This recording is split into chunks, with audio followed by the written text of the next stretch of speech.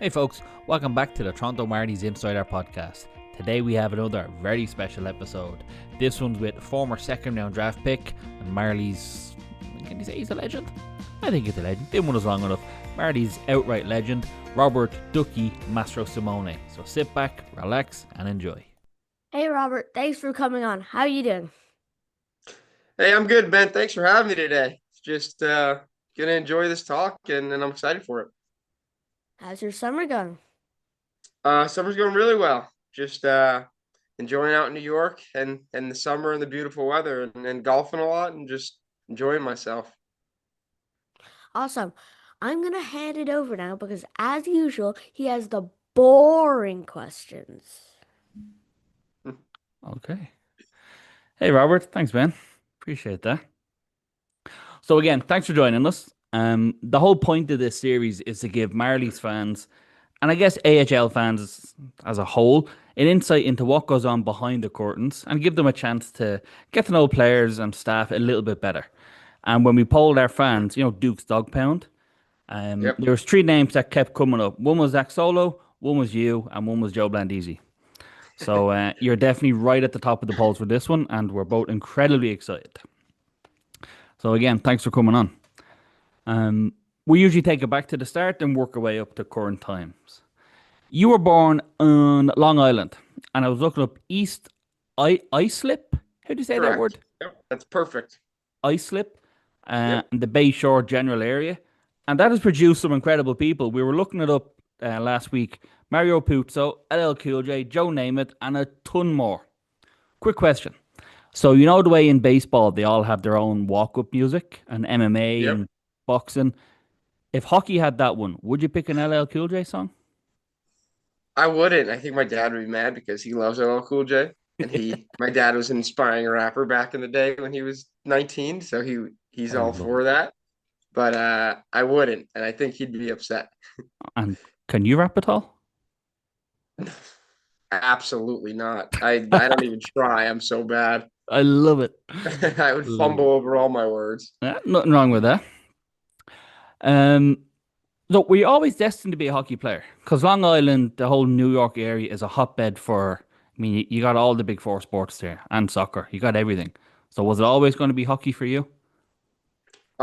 Yeah, I mean, my dad grew up playing hockey, so there's a picture I'm looking at right now behind the screen that is me 2 years old in an Islanders jersey on skates for my birthday. So my dad put me on skates as soon as I could walk. In I an was on Islanders jersey, though? rollerblades on the carpet, and I loved hockey from literally the day I was born, and it was always I want to be a hockey player. That's excellent news. So it was destined to be. Yep.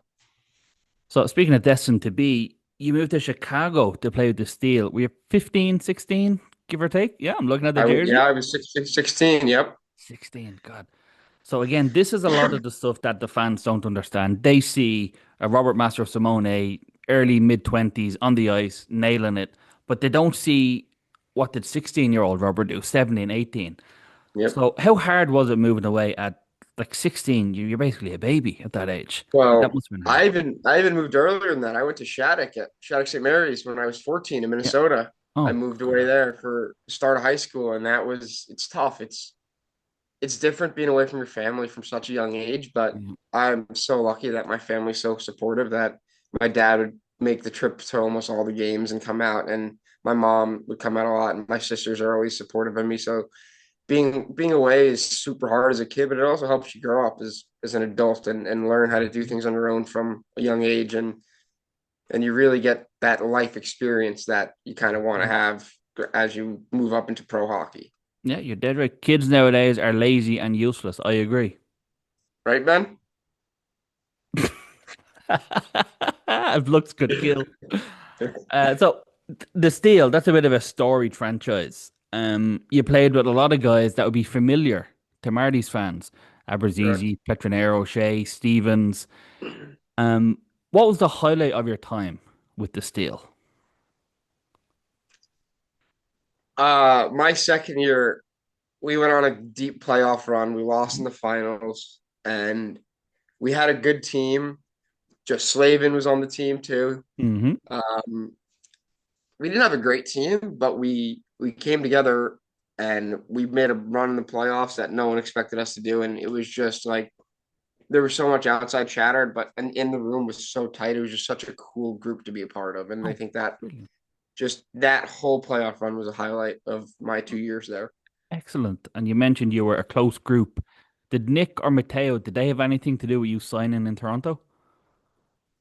Of course, Huh?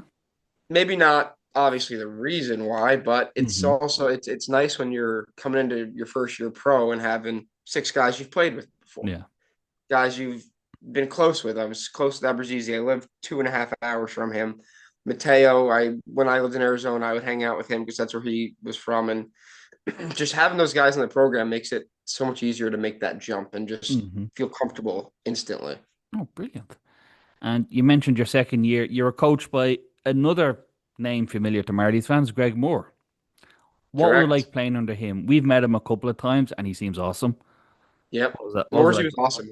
Yeah. Sorry, he's just he loves the hockey. He's a rink rat. He loves the game. He's always doing video, and he's just a smart human when it comes to everything hockey and life. He's just at a young age too. He was hard enough on us where we kind of resented it a little bit, but Hmm. to the point where we're like, oh, this guy knows what he's doing, Yep. and like we're gonna listen to him, and he was a really good coach for that developmental year. Yeah. Well, from the Marty's perspective, I guess I echo that. I loved our years. We had him for 2 years, 3 years, Yep. wherever it was. Yeah, big fan of that guy. And during your time in Chicago, you got some time with the US U18 program. And again, some of the names on that team, they were frightening. Cole Caulfield, Trevor Zegras, Zach Hughes, Spencer Knight. Like that list just goes on and on. And Mhm. one Cade Weber. There's another name that's familiar to Marty's fans. So what was it like playing with all these studs? Was it like a step up or was it like, yeah, these are my guys, this is my level? Like what was that whole experience like? It was great. Like I said, there's so many guys on those teams who are playing pro and such high levels now. So it's so cool to look back on it and see that. But I've been playing with those guys my whole life, playing with them, playing against them, tournaments, summer tournaments. Mm-hmm. So obviously I knew all of them and I knew most of them, and I knew I could hang. I knew I could definitely keep my own playing with them, and I felt no issues with that. But it was just in my time with them, I went overseas with them to the Czech Republic, and it was a cool thing to do. It's always great when you get to represent your country too, and for me, you get to wear the USA crest on your chest. It's an honor, and uh, I appreciated that time I had with them, and they're all great players, and I really enjoyed it. Just a shame it wasn't the Canada crest, but hey, not everyone can be that blessed, right? Nope. Actually, I'm not even Canadian, so I don't know what the hell I'm saying. So yeah, I don't know if I'm allowed to say that. So we I can don't see the know. BU jersey behind you there. Yep. Um, Question: why not go to a good college like Northeastern? Did Zach tell you to ask that one? No, he didn't. He didn't. No. What made you pick BU? I heard or I read somewhere that you said I was BU since I was 2 years old, kind of thing. Yep. What Yep. what made you So pick BU? I loved all the Boston schools growing up. I just loved college hockey. Yeah. So when I committed, I was 15, I think. I was still a kid, and Yeah. had a couple of visits to a couple different schools that I didn't love. It just didn't they didn't like go well. And then I went to BU, and it was like the visit, we hit it off. I love the arena. I love this campus, the street that it's on. Hmm. Um, and Boston was great, and I knew some guys who they were trying to get there too, and I loved the way it was looking, and it just felt like it fit. And to make that decision from 15, stick with it till I was 18, 19, 20, it was cool. I love that place. It's a great town, Boston. It's a great school. Well, so just again, I'm Irish. I'm not from over here. So this whole like pledging or committing to a college is completely foreign to me. Are you allowed change after you pledge? Like if you were 16 and So like how does that work? there's a new rule that they implemented not too long ago that I think you have to wait till after your junior year of high school to be able to commit to something like that. It's Yeah. because we were committing at 14, 15. It's ridiculous. Like Yeah. we're kids still, but once if you verbally commit, you could still change, but once you Hmm. sign your national letter of intent, that's where it gets complicated. Like Aberzizi, when he was originally committed to Vermont, signed his national letter of intent, he decided he didn't want to go, had to Hmm. go through some whole process, and ended up only being able to go switch to an Ivy League school. Hence why I went to Harvard. Harvard. Yep. Okay. Again, it's baffling. Yeah, But there's a getting lot back, of, so pardon? and they keep changing all these rules. Yeah, and NLI stuff or NIL stuff now where they're getting paid. It's crazy. I can only imagine. Can only It's imagine how much awesome. of a nightmare it is. But hey, yeah, if the athletes are getting paid, why not? Oh, Yeah. I'm all for that. So speaking of BU and Northeastern, you played them in the Beanpot in 2020. And there was a certain number, Marty 73 on that Northeastern team. And they did win, so that must have sucked. However, tell us what 2022 was like to win a Beanpot with BU. How incredible was that? Oh, it was amazing. I'll tell you one thing about 2020 though. Yeah. There was about 10 seconds, 8 seconds left in the first overtime. Yep. I just get on the ice, pucks in our D zone. We make a stretch pass to the far blue line to Patrick Harper. He does a spin around, tap between his legs. I have a breakaway now. Hmm. Someone back checked on me, took my legs out. I want you to guess who it was. Any Probably guesses, can. Ben? Come on, Ben. Who was it? Who was it? I'll give Zach you. Solo, the one and only. You know it. Back You checked on me and saved the game for the Northeastern Huskies. But that's just hard work. Back check and defense, just But 20 100%. the next year was canceled due to COVID, and then Hmm. we won the next year with BU. But it's just such a cool tournament when you grew up watching it and you have so many friends from Boston who are there and people from Boston who are watching, and when you understand Hmm. how serious they take it there, it's like, holy crap, like we gotta win. Like we're getting Yeah. police escorts to the TD Garden through the entire city of Boston. Like it was so Wow. cool. Yeah. And obviously we had a great time after the fact, but just in the moment when we won, it was just like it felt like a really like a full-on championship we won. It was such a cool experience to Excellent. be able to have those bragging rights. Must have been nice. Yeah, I'm still, exactly. again, coming from Ireland, we see a little bit of like college football. Like we know that's Yeah. big, but the more Mhm. I'm learning about like Beanpod and NCAA and Hockey East and all that, like Yep. this is like almost a religion. This is serious, this stuff. The Northeast, it's crazy. They love it. They Yeah. absolutely love it in the Northeast.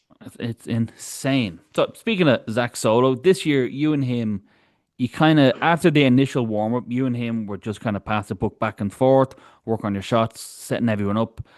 You did something kind of similar with Matt Brown during your BU days. Where are you a superstitious person? Are you one of these hockey players left sock first, right skate first? Like, do you have to do these superstitions? Yeah. Absolutely. That me and Matt Brown had our routines at BU. We would do a bunch of crazy flip passes and then pass really close and tight. And then obviously you saw the stuff me and Zach would do in warm-ups, pass back and forward.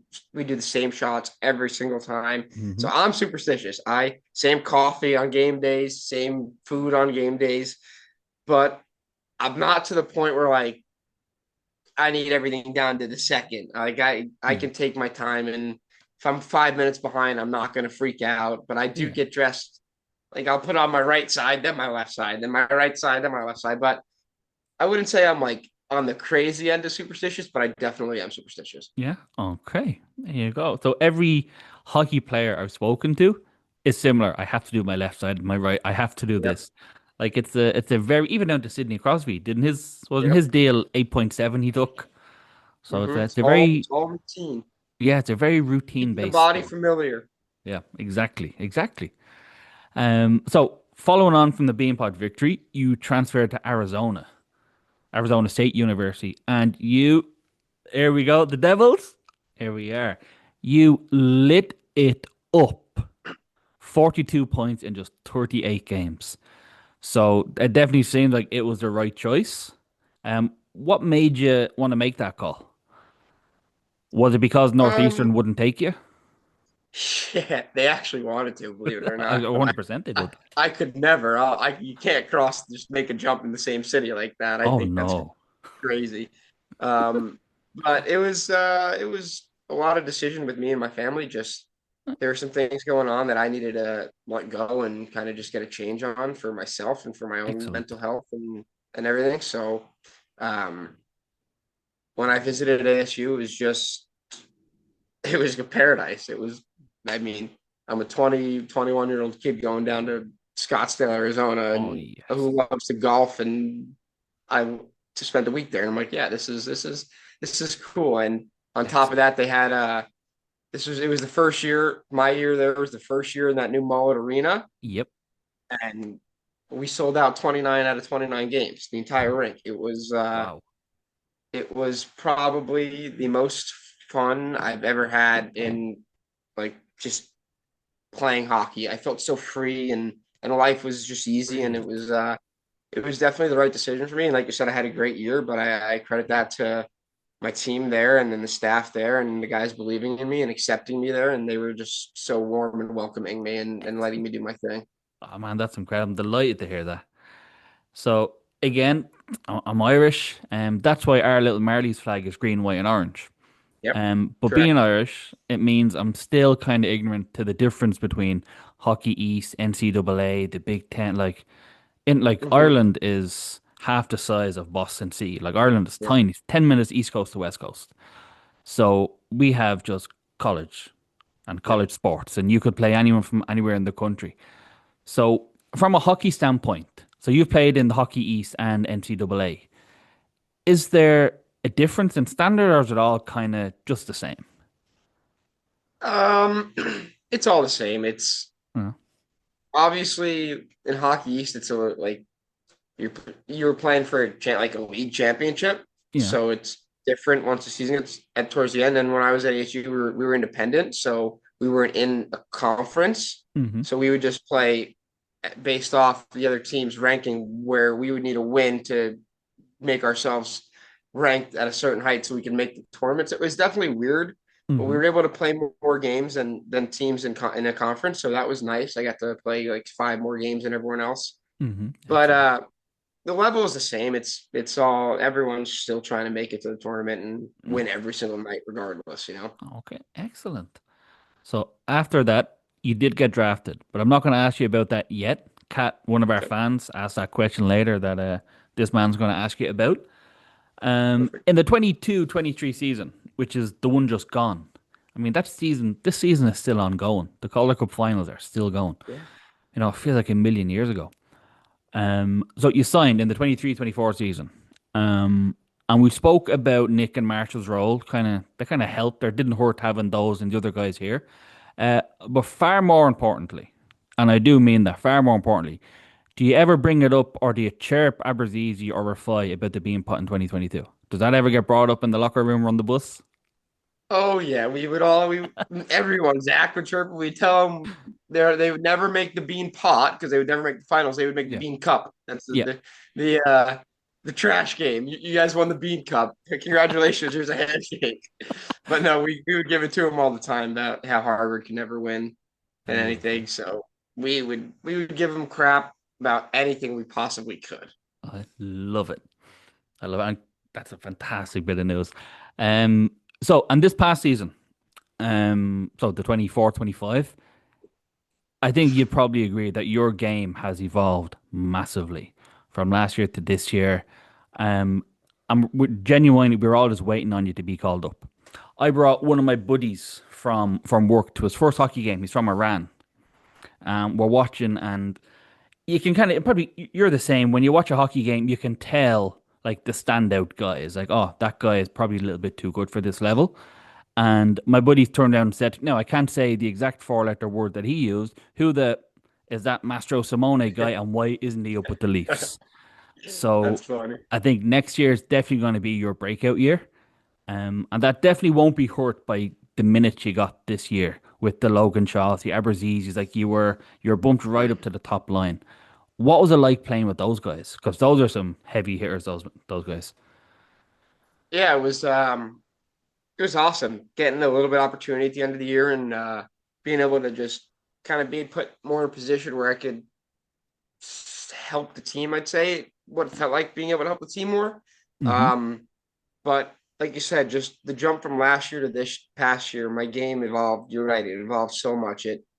I learned how to be a pro. I learned how to play a style where I can incorporate my skill, but also my work ethic, like every shift. Mhm. And that's my favorite thing about my game, just how hard I work and how I never stop and my motor just keeps going. But played a bunch with Alex Steves at the end too, and he's a great player. And Mhm. you could just see like when you play with those guys, it's guys who've been called up before, guys who played in the NHL.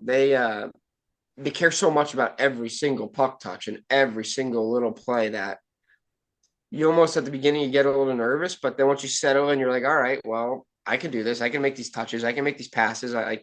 I'm there too. Like, Mhm. and once you figure that out, like guys are always in the right spot, always ready for the next play. So it's cool being able to like play with guys who have done it before and are great players. Yeah, excellent. And like you said there, you did level up, and it was probably just, second year pro, you're bound to just get better.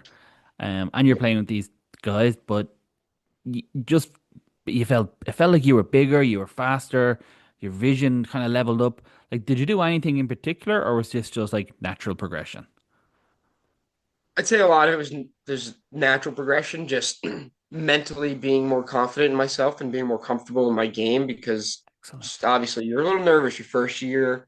Yeah. You're getting scratched. You're trying to make sure you stay in the team. You're trying to make sure guys respect you and know how hard you work. But I put a lot of work in the gym. Oh, me and Solo just every day stay a little stronger, get a little stronger, stay a little healthier, get a little stronger, stay a little healthier. Mhm. So we would grind. I put on 10 pounds in during the season. Like Wow. I was strong as I ever been during the season. So just like physically that helped me a lot. Just Yeah. getting that power and that strength because you're playing against men, playing against True. grown men. You've seen some of the guys when you're down there in the glass, they're huge.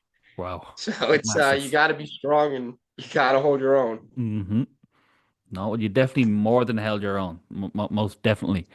So you Thank you. kind of hit on there when you're coming into the pros, you're kind of in and out, you're scratched, you're this, you're that. What was the transition like? Because this next coming year, the Marlies are going to have a lot of these young guys coming from college. Is that transition is it seamless? Is it difficult? Is it hard? Like, what's that whole experience like? Because we have a couple of AAA players that listen to the podcast, and they're kind of saying, "Well, I don't know what's next. What's it going to be like?" So, if you can just let them know what the transition from college or junior is like to pro. Yeah, absolutely. It's definitely a step up. It's a step up in the level of hockey, but it's also a step up in on the life side of it, of how you carry yourself and how you go about your Mhm. day. And you're not doing school anymore. So this is your job. This is your full-time job. You Mhm. do everything throughout the day to make sure you perform at night or you perform in practice. And it's a jump. There's a learning curve that comes with it that young kids probably aren't going to like. I know I didn't like it. I know I didn't like being scratched however many games I was Mhm. scratched. Um, but it's in the head. Like if you get down on yourself and you say why me, poor me, like Mhm. you're just gonna go in the gutter. Like Yeah. you just have to take everything like and understand it's a business and things need to be done and they're out of your control. And as long as Yeah. you just work as absolutely as hard as you can every single day, you will get rewarded. And you will, if you keep just chomping at the bit, you'll get what you deserve. Excellent. Well said. Incredibly well said. And one last thing from me before we hand it over to Ben and the fun questions, as he likes to call them. We talked to Marshall Rafai at one of these Marley's fan events. You've been at a couple of them now. And Yep. at one of those meet and greet questions at the Hall of Fame, someone said, "What was the hardest part of transitioning from college to pros?" And he said, "The boredom." He said, like, you wake up when you go into college, you have class, it's very regimented. But he said the boredom and like, oh, okay, well, we did practice. What now? Like you're not told. Yeah. I guess that's like just being a child going to an adult, having your own like autonomy. But did you Hmm. struggle with the boredom? Did you take up any hobbies? Any develop any weird skills like magic or I don't know. I love the Rubik's Cube. I've been doing the Oh, Rubik's Cube. so does this guy? Um, Yeah, it's fun, but it's true. Like so at ASU my senior year I only had one in-person class. So I was kind of like our practices were at 10 or 11, our workouts were before. So I was kind of on the pro schedule already. Hmm. But it's nice there. You can go golf on the days when you're done because it's 75 degrees in December, Oh so it's yes. different. But yeah, it's you do get bored and you find you have a lot more time to yourself and Hmm. with your own thoughts than you think. And um, you find ways to busy yourself. Like my first year, I lived with Josiah Slavin and his wife and their dogs. Always be Excellent. hanging out. Me and Josiah would be going to the golf simulator. You'd be putting in the basement, playing Hmm. Xbox. I play a lot of Xbox. I video games are my thing. I love it. Brilliant. But it's just making sure you know that you got to take care of yourself, even if you're bored. Like just Hmm. find ways to. I had a rice bucket in my room that I would just sit and do the rice buckets when I'm bored to make my forearm stronger. Like it's just finding little things to pass time, but also make yourself better. Yeah, I absolutely love it. Right. Well, thanks for taking the time to talk to me. I Of guess it's course. time to have some fun. Go. Here we go, man. Let's have some fun. That wasn't fun. No, it was great. You're such a It was liar. awesome. Such a liar. It was awesome. We reached out to Duke's Dog Pound and asked them and other Marlies fans if they had anything they'd like us to ask you. What was your favorite moment from last year with the Marlies? So it's a tough one because I love that penalty shot goal, but we lost. Obviously, we lost the game, so it's hard to be like that. There was some of those. That California trip was just special. Like we got so close as a group on that trip. We did everything together for 2 weeks straight. We needed it. We were out in the sun. We would go to the beach and play two-touch soccer all day on our off days, and we really that whole trip just kind of just brought us together as a group. And I know it's not one specific moment, but it was that was my favorite part of the year. A lot of fans wanted to tell you that they hope that you come back next year. But if you don't, what will you miss most about Toronto and the Marlies? But if I don't come back, what I'll miss most is just the city and the fans and how much they love us and how much they love hockey. And everywhere you go in Toronto, it's hockey this, hockey that, it's everywhere. And it's so cool to be able to play in that type of city and that type of atmosphere. And all the staff was great, and just everyone behind the scenes was so kind and so nice in that organization. So yeah, I'm definitely gonna miss that and the city, the great city of Toronto, obviously. Kat wants to know where the nickname Duck came from. Okay, so hang on, right here. There's a minor league baseball team 5 minutes from my house called the Long Island Ducks. So when I was a baby, we would go to the games, and my little sister couldn't say Robert, so she started calling me Ducky. And they have these little quackers, and we would obviously get ducks every time we went, and it stuck my whole life. Everyone I know calls me Ducky. It's weird to hear Robert. It honestly is. Okay. Here you go. Kat also Not a wants not to a fun story. Sorry, keep going, Ben. That is a fun story. That's definitely unique. I should tell people I bit the head off a duck when I was like 8. what? You know. Good Lord. Kat also wants to know what it is like being drafted by Detroit. It was awesome. It's a great original six organization. It was here's the jersey. It was this is the draft jersey. It was pretty cool. But it's a great organization, Detroit. It's they got a lot of storied history, a lot of great players have run through that organization. So just being able to go to those development camps and spend time in that little Caesars Arena and just look at the walls and look at the history that's written there. It was really cool, and it was a great experience for me as a human. Just like it's you dream of that. Mhm. The commander-in-chief himself, Zach Solo, wants to know a few things. You know, what's this guy Who got is up the this best golfer on the team? the best what? Golfer. Oh, The straightest might be Zach. He hits it straight, but he Ooh. doesn't hit it far. But the best, probably Logan Shaw. That guy's he's a stick. He's Oh really my. good. Okay. Never knew Logan Shaw's played he's a golf. player. He's a player. Who's the best fisherman on the team? He knows this answer. It's me. I'm the best fisherman. I'm actually going. I don't. Do you guys know where the St. Lawrence River is? Hmm. But It's. I'll be up there. I'm driving tonight, late tonight, with three of my best friends, and staying there for like 4 or 5 days just fishing. So well, I had to say myself. Thank you, Zach. That's a good shout out. I can give myself. well, Zach said it definitely isn't you. Oh, who'd Zach say? Topi, Roni. I don't think he actually said. He just said it definitely wasn't you. Yeah, of course he's going to say that. We actually had a good amount of fishermen on our team. Nick Hornby, our equipment manager, is a good fisherman. Hmm. But Topi Niemola, Roni Hervinen, they love to fish in Sweden, or sorry, Finland. Don't I didn't mean to say Sweden, guys. I don't mean, but they're great, and they send me pictures all the time. So yeah, I give it to one of them over me. Excellent. Will you be going back to California anytime soon? Zach, had you ask me that question? Yes. No, I won't be going back to California anytime soon. No time soon, and I'm not giving context. Okay. Not said. Mike wants to know who was your favorite hockey player growing up?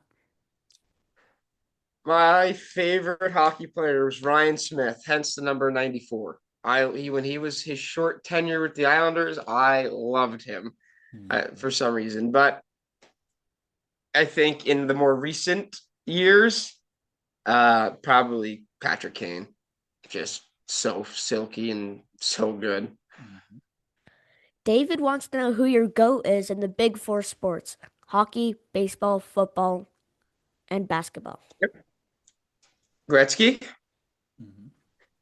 oh LeBron. Sorry, Ooh. MJ fans.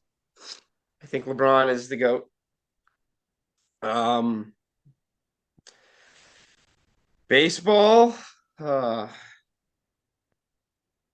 Pete Alonso. No, I'm just kidding. Shohei Ohtani. He's going to be the best ever. He's too good. He can pitch. He can hit. He's just too good. And 50-50 club, like it's unheard of. Mhm. Football, Tom Brady. Yeah. You never see guys win so much and win the way he won.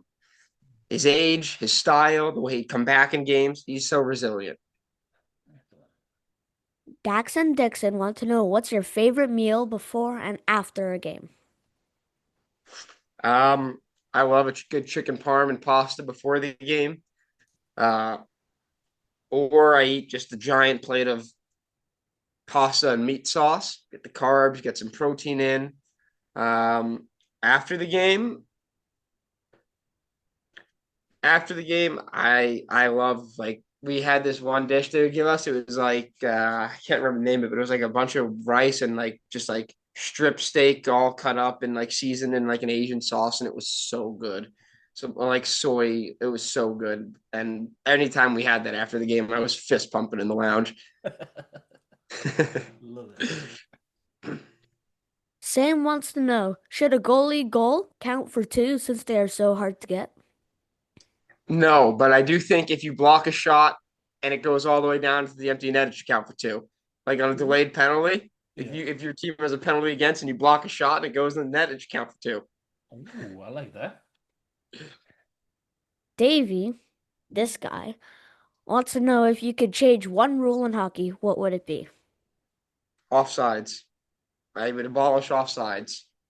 I think it would lead to just crazy plays, crazy stretch passes, crazy. I hope they never do it because it would be mayhem, but it would be so cool. It would make the game crazy. You could no blue line. You could have guys sit behind. Like it would be cool to see.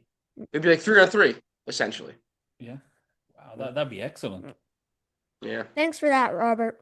We're going to wrap things up as usual with some quick fire questions. Okay, let's do it. What's your favorite sport that isn't hockey? Fishing, golf, both. I can't choose. Who snores loudest on the Marlies team bus? Ryan Twerberg by far. That's what And he Zach was my said to us. roommate.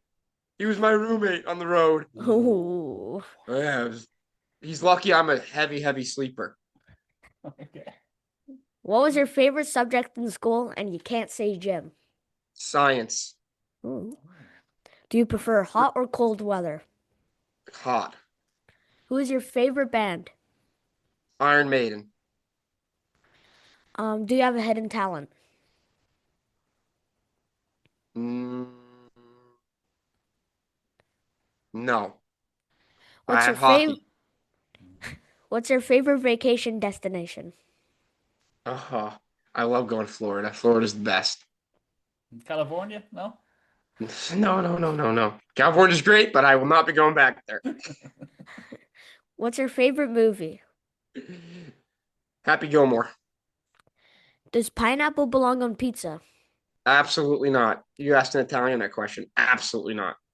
As a quick follow-up, we spoke to Zach Solo last week, and he mentioned that his billet brother and Collins put applesauce on their pizza. How do you feel about that?